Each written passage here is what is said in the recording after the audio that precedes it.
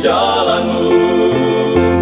Oh Tuhan, kuatkan hati hamba-Mu. Bijaksana gaya hidup orang kudus. Hari ini Gereja Katolik sejagat merayakan Hari Raya Semua Orang Kudus. Hari Raya Semua Orang Kudus mengingatkan kita akan panggilan yang pertama dan utama yang ditujukan kepada kita semua tanpa terkecuali, yakni panggilan menjadi kudus. Panggilan menjadi kudus harus menjadi motivasi dari setiap kerja, karya, dan pelayanan kita setiap hari. Karena kekudusan adalah kartu identitas satu-satunya untuk masuk dalam kerajaan surga. Umat beriman yang terkasih dalam Kristus, Yesus dalam bacaan Injil hari ini berbicara dan memberikan pengajaran kepada murid-muridnya tentang sabda bahagia.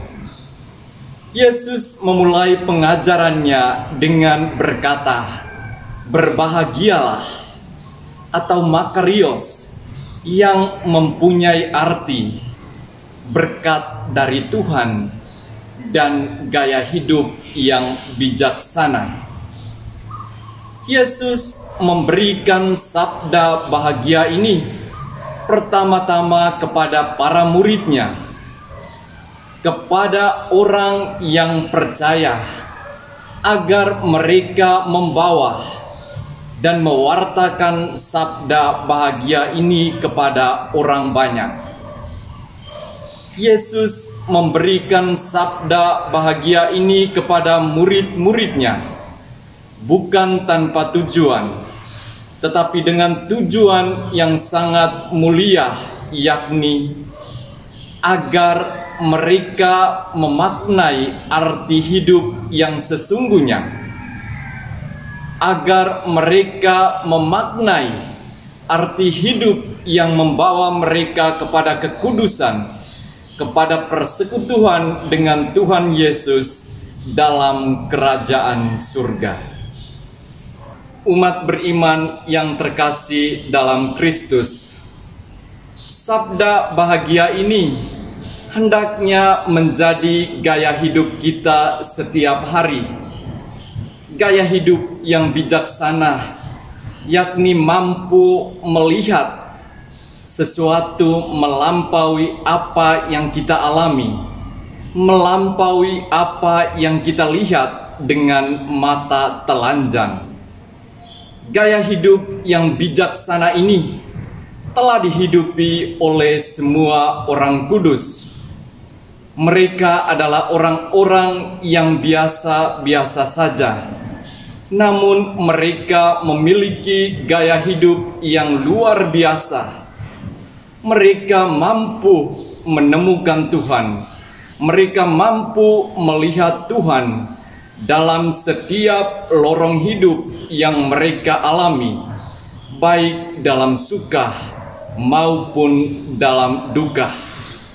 Mereka menjadi kudus karena mereka selalu mengandalkan Tuhan dalam hidup mereka setiap hari.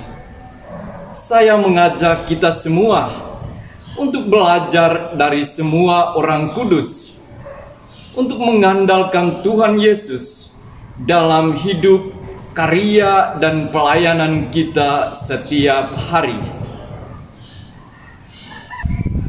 Saya ingin menutup renungan singkat ini dengan sebuah kutipan dari Santo Annibale Maria di Francia, pendiri kongregasi kami. Ia pernah berkata, "I am black but beautiful." Saya hitam tetapi menarik. Hitam karena di masa hidupnya Annibale mengalami banyak tantangan, banyak cobaan, banyak penderitaan.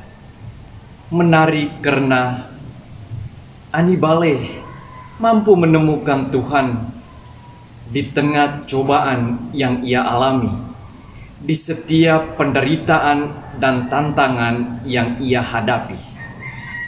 Karena kebijaksanaan dalam hidupnya, Annibale dikanonisasikan menjadi santo pada tahun 2004 sebagai pelindung panggilan dan bapa para yatim piatu dan orang miskin.